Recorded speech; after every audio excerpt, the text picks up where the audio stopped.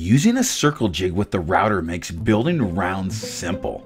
Cut perfect circles every time for tables, lazy susans, art projects, and more. You can use a pilot hole in the center of your project or our supplied hockey puck to guide the circle jig to create the diameter size circle you prefer. A good jig creates quality, consistent results.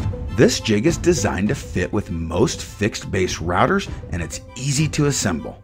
We've included the hardware to work with our 2¼ horsepower DeWalt router. Use the proper thread screw for whatever router you decide to use.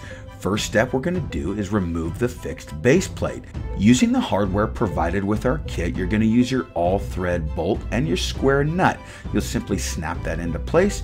You'll use your flat washer and your wing nut to hold it in place.